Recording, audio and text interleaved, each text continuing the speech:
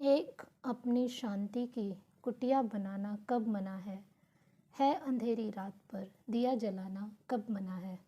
Hello दोस्तों, मेरा नाम है याचना और मैं आपके लिए लाई हूँ बेस्ट हिंदी कहानियाँ जो हमें जीवन के नए अनुभव देती हैं। तो आइए शुरू करते हैं आज की मेरी पहली कहानी, मुंशी प्रेमचंद की सवा सेर गेहूँ। किसी गरीब गांव में शंकर नाम का एक कुर्मी किसान रहता था। सीधा साधा गरीब आदमी था, अपने काम से काम, ना किसी के लेने में ना देने में। छक्का पंजा ना जानता था, छल प्रपंच की उसे छूत भी ना लगी थी। ठगे जाने की चिंता ना थी, ठग विद्या ना जानता था। भोजन मिला खा लिया, ना मिला चबेने पर काट दी, चबेना भी ना मिला तो पानी पी लिया और राम का नाम लेकर सो रहा। किंतु जब कोई अतिथि द्वार पर आ जाता था तो उसे इस निवृत्ति मार्ग का त्याग करना पड़ता था। विशेषकर जब साधु महात्मा पदार्पण करते थे तो उसे अनिवार्यतः सांसारिकता की शरण लेनी पड़ती थी। खुद भूखा सो सकता था पर साधु को कैसे भूखा सुलाता। भगवान के भक्त ठहरे। एक दिन संध्या समय एक महात्मा ने आकर उसके द्वार पर डेरा जमाया। तेजस्वी मूर्ति थी, पीताम्बर गले में, जटा सिर पर, पीतल का कमंडल हाथ में, खड़ायूं पैर में, ऐनक आंखों पर। संपूर्ण वेश उन महात्माओं का सा था जो रईसों के प्रासादों में तपस्या, हवा गाड़ियों पर देवस्थानों की परिक्रमा और योग सिद्धि प्राप्त करने के लिए रुचिकर भोजन करते हैं। घर में जौ का आटा था, वह उन्हें कैसे खिलाता। प्राचीन काल में जौ का चाहे जो कुछ महत्व रहा हो, पर वर्तमान युग में जौ का भोजन सिद्ध पुरुषों के लिए दुष्प्राय होता है। बड़ी चिंता हुई, महात्मा जी को क्या खिलाऊं। आखिर निश्चय किया कि कहीं से गेहूं का आटा उधार लाऊं, पर गांव भर में गेहूं का आटा ना मिला। गांव के सब मनुष्य ही मनुष्य थे, देवता एक भी न था। अतएव देवताओं का खाद्य प्रथा कैसे मिलता। सौभाग्य से गांव के विप्र महाराज के यहाँ से थोड़े से गेहूं मिल गए। उनसे सवा सेर गेहूं उधार लिया और स्त्री से कहा कि पीस दे। महात्मा ने भोजन किया और लंबी तान कर सोए। प्रातःकाल आशीर्वाद देकर अपनी राह ली। विप्र महाराज साल में 2 बार खलिहानी लिया करते थे। शंकर ने दिल में कहा, सवा सेर गेहूँ इन्हें क्या लौटाऊं, पंसेरी के बदले कुछ ज़्यादा खलिहानी दे दूं तो यह भी समझ जाएंगे, मैं भी समझ जाऊंगा। चैत में जब विप्र जी पहुँचे तो उन्हें 1.5 पंसेरी के लगभग गेहूँ दिया और अपने आप को उन्हें समझकर उसकी कोई चर्चा ना की। विप्र जी ने फिर ना मांगा। सरल शंकर को क्या मालूम था कि यह सवा सेर गेहूँ चुकाने के लिए मुझे दूसरा जन्म लेना पड़ेगा। 7 साल गुजर गए। विप्र जी विप्र से महाजन हुए। शंकर किसान से मजूर हो गया। उसका छोटा भाई मंगल उससे अलग हो गया था। एक साथ रहकर दोनों किसान थे, अलग होकर मजूर हो गए थे। शंकर ने चाहा कि द्वेष की आग भड़कने ना पाए, किंतु परिस्थिति ने उसे विवश कर दिया। जिस दिन अलग अलग चूल्हे जले वह फूट फूट कर रोया। आज से भाई भाई शत्रु हो जाएंगे, एक रोएगा तो दूसरा हंसेगा, एक के घर में मातम होगा तो दूसरे घर गुलगुले पकेंगे। प्रेम का बंधन, खून का बंधन आज टूटा जाता है। उसने भगीरथ परिश्रम से कुल मर्यादा का वृक्ष लगाया था, उसे अपने रक्त से सींचा था। उसका जड़ से उखड़ना देखकर उसके हृदय के टुकड़े हुए जाते थे। 7 दिनों तक उसने दाने की सूरत ना देखी। दिन भर जेठ की धूप में काम करता और रात को मुंह लपेट कर सो रहता। इस भीषण वेदना और दुस्सह कष्ट ने रक्त ही जला दिया, मांस और मज्जा को घुला दिया। बीमार पड़ा तो महीनों खाट से ना उठा। अब गुजर बसर कैसे हो। 5 बीघे के आधे खेत रह गए, एक बैल रह गया। खेती क्या खाक होती। अंत में यहाँ तक नौबत आ पहुंची कि खेती केवल मर्यादा रक्षा का साधन मात्र रह गई। जीविका का भार मजूरी पर आ पड़ा। 7 वर्ष बीत गए। एक दिन शंकर मजूरी करके लौटा तो राह में विप्र जी ने टोक कर कहा, शंकर कल आके अपना बीज बैंक का हिसाब कर ले। तेरे यहाँ 5.5 मन गेहूँ कब से बाकी पड़े हैं और तू देने का नाम नहीं लेता। क्या हजम करने का मन बना रखा है क्या। शंकर ने चकित होकर कहा, मैंने तुमसे कब गेहूं लिए थे जो 5.5 मन हो गए। तुम भूलते हो मेरे यहाँ किसी का छटांक भर ना अनाज है, ना एक पैसा उधार। विप्र, इसी नियत का तो यह फल भोग रहे हो कि खाने को नहीं जुड़ता। यह कहकर विप्र जी ने उस सवा सेर गेहूं का जिक्र किया जो आज के 7 वर्ष पहले शंकर को दिए थे। शंकर सुनकर अवाक रह गया। ईश्वर, मैंने इन्हें कितनी बार खलिहानी दी, इन्होंने मेरा कौन सा काम किया। जब पोथी पत्रा देखते, साहित्य सगुन विचारने द्वार पर आते थे, कुछ ना कुछ दक्षिणा ले ही जाते थे। इतना स्वार्थ। सवा सेर अनाज को अंडे की भांति सहेज कर आज ये पिशाच खड़ा कर दिया जो मुझे निगल ही जाएगा। इतने दिनों में एक बार भी कह देते तो मैं गेहूं तोल कर दे देता। क्या इसी नियत से चुप साधे बैठे रहे। बोला, महाराज, नाम लेकर तो मैंने उतना अनाज नहीं दिया, पर कई बार खलिहानी में सेर सेर 2-2 सेर दे दिया है। अब आप आज 5.5 मन मांगते हैं, कहाँ से दूंगा? विप्र, लेखा जो जो बख्शीश सो सो, तुमने जो कुछ दिया होगा उसका कोई हिसाब नहीं, चाहे एक की जगह 4 पसेरी दे दो। तुम्हारे नाम बही में 5.5 मन लिखा हुआ है, जिससे चाहे हिसाब लगवा लो। दे दो तो तुम्हारा नाम छेक दूँ, नहीं तो और भी बढ़ता रहेगा। शंकर, पांडे क्यों गरीब एक गरीब को सताते हो? मेरे खाने का ठिकाना नहीं, इतना गेहूँ किसके घर से लाऊंगा? विप्र, जिसके घर से चाहे लाओ, मैं छटाक भर भी ना छोड़ूंगा। यहाँ ना दोगे, भगवान के घर तो दोगे। शंकर कांप उठा, हम पढ़े लिखे आदमी होते तो कह देते अच्छी बात है, ईश्वर के घर पर ही दे देंगे। वहाँ की तोल यहाँ से कुछ बड़ी तो ना होगी, कम से कम कोई प्रमाण हमारे पास नहीं, फिर उसका क्या चिंता? किंतु शंकर इतना तार्किक, इतना व्यवहार चतुर न था। एक तो रण, वह भी ब्राह्मण का, वही में नाम रह गया तो सीधे नरक में जाऊंगा, इस ख्याल से ही उसे रोमांच हो गया। बोला, महाराज, जितना तुम्हारा होगा वही यही दे दूंगा, ईश्वर के यहाँ क्यों दूं?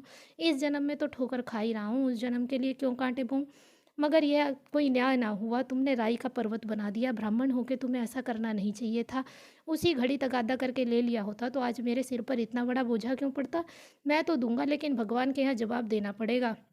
विप्र, वहाँ का डर तुम्हें होगा, मुझे क्यों होने लगा? वहाँ तो सब अपने ही भाई बंधु हैं, ऋषि मुनि सब तो ब्राह्मण ही हैं, देवता ब्राह्मण है, जो कुछ बने बिगड़ेगी संभाल लेंगे। तो कब देते हो? शंकर, मेरे पास रखा तो है नहीं, किसी से मांग कर जांच कर लाऊंगा तभी न दूंगा। विप्र, मैं न मानूंगा, 7 साल हो गए, अब एक दिन का भी मुलाहिजा न करूंगा। गेहूँ नहीं दे सकते, दस्तावेज लिख दो। शंकर, मुझे तो देना है, चाहे गेहूँ ले लो चाहे दस्तावेज लिखाओ, किस हिसाब से दाम रखोगे? विप्र, 5 भाव 5 सेर का है, तुम्हें 5.25 सेर का काट दूंगा। शंकर, जब दे ही रहा हूँ तो बाजार भाव काटूंगा, पाव भर छोड़ आकर क्या दोषी बनूं? हिसाब लगाया तो गेहूं के दाम 60 रुपये हुए, 60 रुपये का दस्तावेज लिखा गया, 3 रुपये सैकड़े सूद, साल भर में ना देने पर सूद की दर 350 रुपये सैकड़े 12 आने का स्टाम्प, 1 रुपये दस्तावेज की तहरीर। शंकर को ऊपर से देनी पड़ी। गांव भर में विप्र जी की निंदा की, लेकिन मुंह पर नहीं।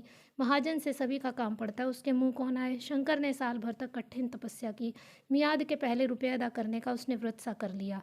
दोपहर को पहले भी चूल्हा न जलता था, चबेने पर बसर होती थी, अब वह भी बंद हुआ। केवल लड़के के लिए रात को रोटियां रख दी जाती, पैसे रोज का तंबाकू पी जाता था, यही एक व्यसन था जिसका वह कभी त्याग ना कर सका था। अब वह व्यसन भी इसको कठिन व्रत की भेंट हो गया। उसने चिलम पटक दी, हुक्का तोड़ दिया और तंबाकू की हांडी चूर चूर कर डाली। कपड़े पहले भी त्याग कर चरम सीमा तक पहुंच चुके थे, अब वह प्रकृति की न्यूनतम रेखाओं से आबद्ध हो गए। शिशिर की अस्थि बेधक शीत को उसने आग ताप कर काट दिया। इस ध्रुव संकल्प का फल आशा से बढ़कर निकला। साल के अंत में उसके पास 60 रुपये जमा हो गए। उसने समझा, पंडित जी को इतने रुपए दे दूंगा और कहूँगा, महाराज बाकी रुपए भी जल्दी आपके सामने हाजिर करूँगा। 15 रुपये की तो और बात है, क्या पंडित जी इतना भी ना मानेंगे? उसने रुपए लिए और ले जाकर पंडित जी के चरण कमलों पर अर्पण कर दिए। पंडित जी ने विस्मित होकर पूछा, किसी से उधार लिए क्या? शंकर, नहीं महाराज, आपके आशीष से आपकी मजूरी अच्छी मिली। विप्र, लेकिन यह तो 60 रुपये ही हैं। शंकर, हाँ महाराज, इतने अभी ले लीजिए, बाकी मैं 2-3 महीने में दे दूंगा, मुझे उऋण कर दीजिए। विप्र, उऋण तो तभी होंगे जब मेरी कोड़ी कोड़ी चुका दोगे, जाकर मेरे 15 रुपये और लाओ। शंकर, महाराज इतनी दया करो, अब सांझ की रोटियों का भी ठिकाना नहीं है, गाँव में हूँ तो कभी दे ही दूंगा। विप्र, मैं यह रोग नहीं पालता, ना बहुत बातें करना जानता हूँ, अगर मेरे रुपए ना मिले तो आज से 3.5 रुपये सैकड़े का ब्याज लगेगा। अपने रुपए चाहे अपने घर में रखो, चाहे मेरे यहाँ छोड़ जाओ। शंकर, अच्छा, जितना लाया हूँ उतना रख लीजिए, मैं जाता हूँ, कहीं से 15 रुपये की और लाने की फिक्र करता हूँ। शंकर ने सारा गांव छान मारा, मगर किसी ने रुपए ना दिए। इसीलिए नहीं कि उसका विश्वास न था या किसी के पास रुपए न थे, बल्कि इसलिए कि पंडित जी के शिकार को छेड़ने की किसी की हिम्मत न थी। क्रिया के पश्चात प्रतिक्रिया नैसर्गिक नियम है। शंकर साल भर तक तपस्या करने पर जब ऋण से मुक्त होने में सफल ना हो सका तो उसका संयम निराशा के रूप में परिणत हो गया। उसने समझ लिया कि अब इतना कष्ट सहने पर भी साल में 60 रुपये से अधिक जमा ना कर सका, तो अब और कौन सा उपाय है जिसके द्वारा इससे दूने रुपये जमा हों। जब सिर पर ऋण का ही बोझ लादना है तो क्या मन भर और क्या सवा मन का। उसका उत्साह क्षीण हो गया, मेहनत से घृणा हो गई। आशा उत्साह की जननी है, आशा में तेज है, बल है, जीवन है, आशा ही संचालक शक्ति है।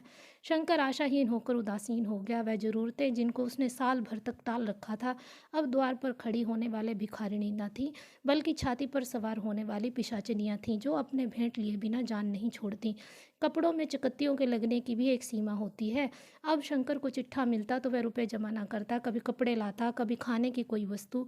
जहाँ पहले तंबाकू ही पिया करता था, वहाँ अब गांजे चरस का चस्का लग गया। उसे अब रुपए अदा करने की कोई चिंता नहीं थी, मानो उसके ऊपर किसी का एक पैसा भी नहीं आता। पहले जूड़ी चढ़ी होती थी, पर वह काम करने अवश्य जाता था, अब काम न जाने के लिए रोज बहाने खोजा करता। इसी भांति 3 वर्ष निकल गए। विप्र जी महाराज ने एक बार भी तकादा ना किया। वह चतुर शिकारी की भांति अचूक निशाना लगाना चाहते थे। पहले से शिकार को चौंकाना उनकी नीति के विरुद्ध था। एक दिन पंडित जी ने शंकर को बुलाकर हिसाब दिखाया। 60 रुपये जो जमा थे वह मिन्हा करने पर भी शंकर के जिम्मे 120 रुपये निकले। शंकर, इतने रुपये तो इसी जन्म में दूंगा, इस जन्म में नहीं हो सकते। विप्र, मैं इसी जन्म में लूंगा, मूल ना सही सूद तो देना ही पड़ेगा। शंकर, एक बैल है वह ले लीजिए, एक झोंपड़ी है वह ले लीजिए, और मेरे पास क्या रखा है? विप्र, मुझे बैल बधिया लेकर क्या करना है? मुझे देने को तुम्हारे पास बहुत कुछ है। शंकर, और क्या है महाराज? विप्र, कुछ नहीं है तो तुम तो हो, आखिर तुम भी कहीं मजूरी करने जाते ही हो। मुझे भी खेतों के लिए मजूर रखना ही पड़ता है। सूद में तुम हमारे यहाँ काम किया करो, जब सुविधा हो मूल भी दे देना। सच तो यूँ है कि अब तुम किसी दूसरी जगह काम करने नहीं जा सकते। जब तक मेरे रुपए नहीं चुका दोगे, तुम्हारे पास कोई जायदाद नहीं है। इतनी बड़ी गठरी में किस एतबार पर छोड़ दूँ? कौन इसका जिम्मा लेगा कि तुम मुझे महीने महीने सूद देते जाओगे, और कहीं कमाकर जब तुम मुझे सूद भी नहीं दे सकते तो मूल की कौन कहे? शंकर, महाराज सूद में तो काम करूँगा और खाऊंगा क्या? विप्र, तुम्हारी घरवाली है, लड़के हैं, क्या वे हाथ पांव कटा के बैठेंगे? रहा मैं, तुम्हें आधा सेर जो कलेवा के लिए दे दिया करूँगा। ओढ़ने को साल में एक कंबल पा जाओगे, एक मिर्जई भी बनवा दिया करूँगा। और क्या चाहिए? यह सच है कि और लोग 6 आने रोज़ देते हैं, लेकिन मुझे ऐसी गरज नहीं। मैं तो तुम्हें अपने रुपए भराने के लिए रखता हूँ। शंकर ने कुछ देर गहरी चिंता में पड़े रहने के बाद कहा, महाराज, यह तो जन्म भर की गुलामी हुई। विप्र, गुलामी समझो चाहे मजदूरी समझो, मैं अपने रुपए भराए बिना तुमको ना छोड़ूंगा। तुम भागोगे तो तुम्हारा लड़का भरेगा। हाँ, जब कोई ना रहेगा तब की बात दूसरी है। इस निर्णय की कहीं अपील ना थी। मजूर की जमानत कौन करता? कहीं शरण ना थी, भागकर कहाँ जाता? दूसरे दिन से उसने विप्र जी के यहाँ काम करना शुरू कर दिया। 1.25 सेर गेहूं की बदौलत उम्र भर के लिए गुलामी की बेड़ी पैरों में डालनी पड़ी। उस भाग्य को अब अगर किसी विचार से संतोष हुआ तो वह यह था कि यह मेरे पूर्व जन्म का संस्कार है। स्त्री को वे काम करने पड़ते थे जो कभी ना किए थे। बच्चे दाने को तरसते थे, लेकिन शंकर चुपचाप देखने के सिवा और कुछ न कर सकता था। वह गेहूं के दाने किसी देवता के शाप की भांति या जीवन उसके सिर से उतरते न थे। शंकर ने विप्र जी के यहाँ 120 वर्ष तक गुलामी करने के बाद इस दुस्सार संस्कार से प्रस्थान किया। 120 रुपये अभी तक उसके सिर पर सवार थे। पंडित जी ने उस गरीब को ईश्वर के दरबार में कष्ट देना उचित न समझा, इतने निर्दयी न थे। उसके जवान बेटे की गर्दन पकड़ी। आज तक वह विप्र जी के यहाँ काम करता है। उसका उद्धार कब होगा, होगा भी या नहीं, ईश्वर ही जाने। पाठकों, इस वृतांत को कपोल कल्पित कल्पना से जी, यह सत्य घटना है। ऐसे शंकरों और ऐसे विप्रों से दुनिया खाली नहीं है। धन्यवाद।